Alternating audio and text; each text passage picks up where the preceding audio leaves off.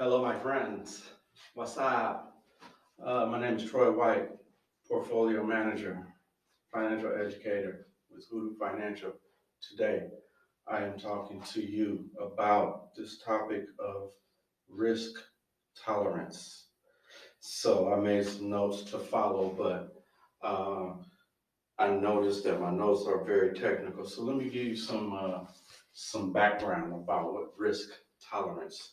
What is it really, and why do we care? How are we going to use your risk tolerance?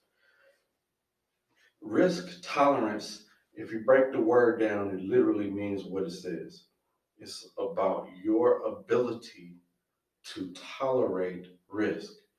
So think about it in terms of some people are scared of heights.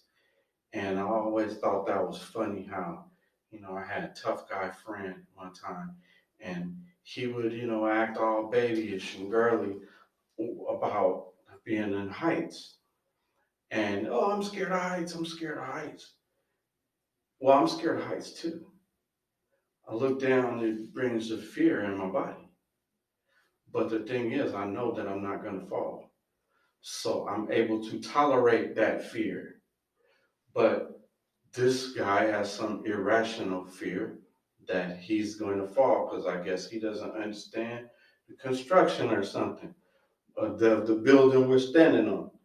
And he thinks the wind's going to blow him off or something, or whatever the case, but his fears prevent him from going there.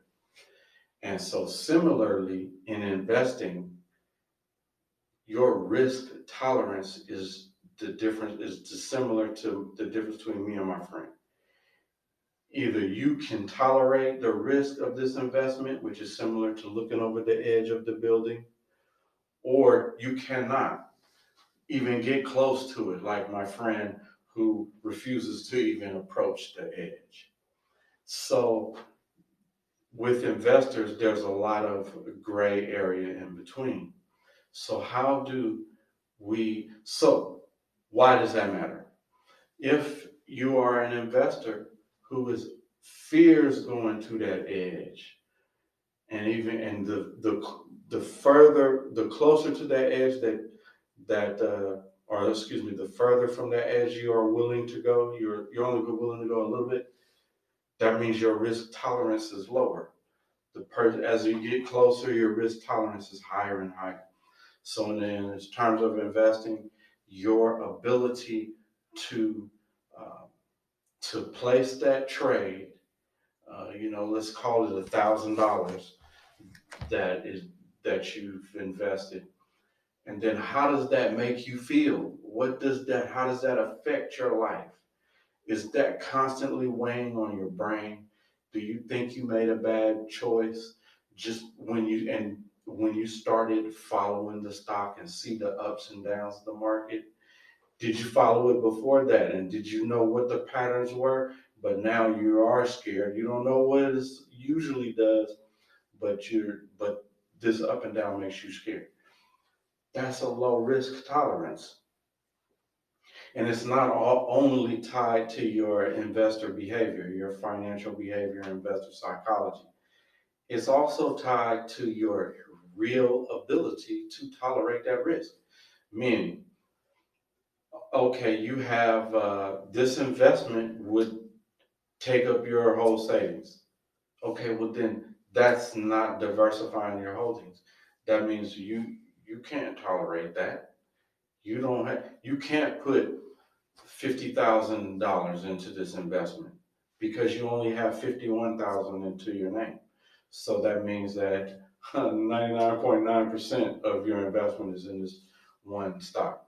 So there's other reasons. Maybe uh, your age dictates to us some aspects of your risk tolerance because there are just natural barriers we're up against. Investing is a time component to all investing, time value of money. So your family size is a factor in your risk tolerance. And there are many more components. So that's the background of what risk tolerance is. So investment risk is a fundamental thing. So there is risk in every investment and it's measurable.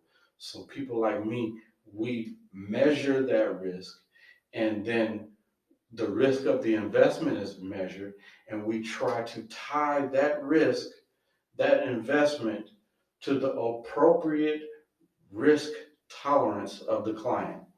So we're trying to match up two equivalent levels of risk while achieving the best possible returns. So remember, there's a risk reward trade off at all times. So investment risk is the uncertainty of an investment, and it's realized by actual rate of return. So that's how we are measuring it, by the rate of return. The rate of return will not equal uh, investment risk is uncertainty of an investment's realized rate of return, and that will not equal its expected rate of return. So we expect something, and the risk is measured in what we expected and what we actually get. And it's going to be plus or minus, right?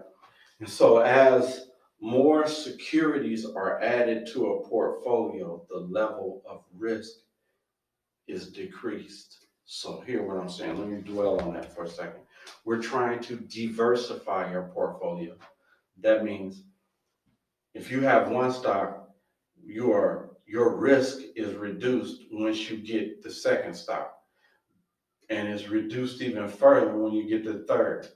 It's reduced further when you get the fourth and the fifth. Why? Okay, now I have 5 stocks. Now, what if the first company were to completely go out of business? They went bankrupt. Their stock will go from whatever it is now to zero. And that was the first one you bought. So what if I continue to invest in that one? And now that one has all of my money, and now it's worthless. But by putting my eggs in more than one basket, those other 4 stocks in that example, I've diversified my holdings. So I've lost on that one stock, but only lost 1/5 of my holdings. So true diversifying should consist of a lot more than 5. And it depends again on the type of assets, the type of goal, investment goal, the type of financial plan, the type of investor, and a lot of factors. All right. Um, so to diversify risk away, we add securities to the portfolio. We try to diversify risk away by adding more stocks. But systematic or market risk is risk which is inherent into the market. So these systematic risk, also referred to as market risk, is risk that's not going nowhere. It's built in. So that is what makes this a stock market in terms of the ups and the downs. So the inherent risk, the market risk. And then there's individual risk. And so there's an individual risk. Individuals have a risk level that we have to identify so that we even know where to begin with their investments. Because we're going to determine the types of investments based on the risk level of the individual and the style of risk management that we're going to use on this individual is going to impact those decisions as well. And we're going to pick what's best suited for the client. So let me just run through. This list is technical stuff, not something that you need to commit to memory. You just need to understand what I'm talking about, and so that you understand why we do what we do. And so I'm going to just dive into some of the types of risk, and that's systematic risk and non-systematic risk. Systematic means it's built into the suit. There's no way we're getting rid of it. And non-systematic means this is something we can work on, me and you, to eliminate this type of a risk, to improve the investing that we're doing. So there are two categories, and you're going to understand them when I point them out to you. So systematic risk is reinvestment risk is one of those types. What the heck is reinvestment risk? Okay, so let's say I have a great investment. I invest my money with this company, and they needed it, and they're using it, but you know I've made good profit, but hey, the investment has matured. The time is up, so they give me my money back, and I made good money. I'm happy. Well, now there's a risk there. The risk is that I won't be able to utilize the money again the same way. I can't make those same returns. Maybe that deal is over with. So this risk, every time you win, you have to do something with those winnings, and you are back at risk of not being able to duplicate what you just did, so to say. Reinvestment risk. Interest rate risk. You're at risk that interest rates will not be in your favor at the maturity of your last investment. So you invest in a bond, that's a 5-year bond, you got 5%. By the time your bond matures in 5 years, they give you your 5Gs back, plus you got your interest. Well, the interest rates in the market are only 3%. So you can't get that same 5% you no more. Nobody is offering it because the rates went down. So interest rate risk. So you had it for that short time frame, that 5 years or 3 years, whatever I just said, that will put you at risk. But if you had a 30-year, right, then you're not at that type of risk. There's other types of risk associated with that, investing in that way. Market risk. Market risk is just the fundamental risk of the market. It's the ups and the downs. It's the emotions of the market. It's an emotional market. They do crazy stuff, but they don't know why. Because somebody told them to on TV, or somebody at their job gave them a bad tip, and they acted upon it. Okay, exchange rate risk. And this is a risk that exists between exchange rates. Often when you are, obviously when you are doing international trade and dealing with foreign markets, then if I take my dollars and invest over in let's say Brazil, and I'm making a killing over there. But remember, I have to convert those Brazilian pesos or whatever theirs is called. Have to convert that back into dollars for me to be able to spend it here in America. So although I was making a killing over there in Brazil, if I would have spent the money in Brazil, I would buy a lot of stuff. But when you convert it over to the exchange rate of US dollars, you find that it's maybe you did or maybe you didn't even make a profit. You didn't even make a gain based on the exchange rate. I don't know. It's possible. And then we talk about non-systematic risk.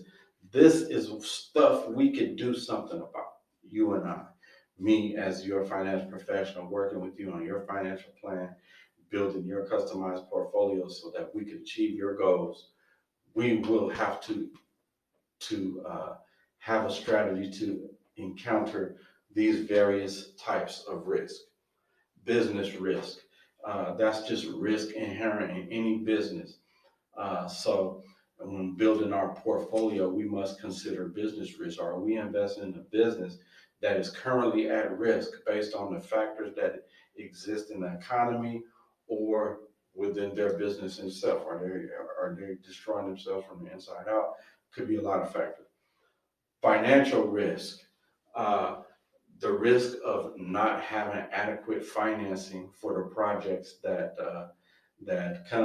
occur. The financial risk can occur, there's the list of examples on how financial risk can occur is too long. I can't give them to you, but at risk of not having the appropriate level of financing that is required to achieve the goal. And default risk. Default risk exists in that, for instance, in that example I gave you a moment ago, when you purchase a bond. Well, what if you purchased a bond, 5-year bond, and it had this great interest rate? Well, the reason that they were able to give you this great interest rate is because their risk level is very high, their rating is very low, and they defaulted. That means it was too good to be true. They can't run this business that way. They defaulted on their payments. So there's a risk of default, the risk that they won't pay you. That's the risk. Political risk, risk that the company you're investing in, that strategy that you're using, those tools that you're using may fall under some government or political environment that requires a change, prevents you from using it the way you used to. That benefit could be wiped out altogether. So we're always at risk of politics within this country and any other country that you're doing business in, especially in other countries that you're doing business in. Investment manager risk, the risk that this guy doesn't know what he's doing. The risk that he may know what he's doing, but there's some component of what he is doing that didn't take into account your particular circumstance.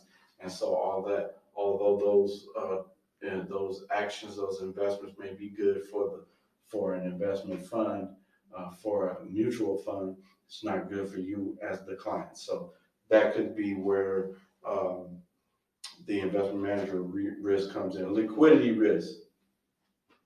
Risk that you will be illiquid. You won't have the cash reserves when you need them. You may have all the assets in the world valued at a high price, but you know what? I need money tomorrow. Well, you can't get it. And then with the risk of liquidity risk comes into play in the stock market as well because of volatility. So I need $10,000 next week. Oh, great. My investments are worth $15,000 today. Well, because of volatility, the ups and downs of the stock market, before next week gets here, your investments might be worth $5,000. And so on the day that I need that 10,000, what I thought I had 15 is now 10. But for someone who is investing for a longer term, their time horizon is different than yours. May not be a problem. They may invest more because it's still a great company, it's still a great value, but their time horizon is different. They don't need the money next week. So those circumstances are different for every individual, and so that's how you run into liquidity risk. Remember, all investing is personal. All right, marketability risk really comes into play with real estate, things like that. What's the marketability of this asset? It may be worth 50,000 or 50 million, but how fast can I sell it? Who wants to buy this? So maybe I had the biggest diamond on earth, and it's worth $70 billion. Yeah, but who's gonna buy it? So we can look at it, we can say, yeah, it's worth that. But until you find a buyer, it's not worth that. So marketability risk, you're at risk of this asset not even being marketable. And then there's tax risk. You are always at risk of taxes. You may have some people who make investment decisions based on the taxes alone, find out often that, well, next year's tax laws rendered that investment completely stupid. So you're in an investment that you made for a specific tax reason only, and now it's useless for you. And now is exactly a bad investment for you. So those are a little some of the things I say, some of the minutia that we deal with as investment managers and in the money management, asset management process of trying to work with clients. So, hoping that bored you to death. It's information you need to know. Soak it up. Don't memorize it. Just understand what I'm talking about and the who, the what, when, where, and why. Thank you for listening. Hope to talk to you soon. Holla.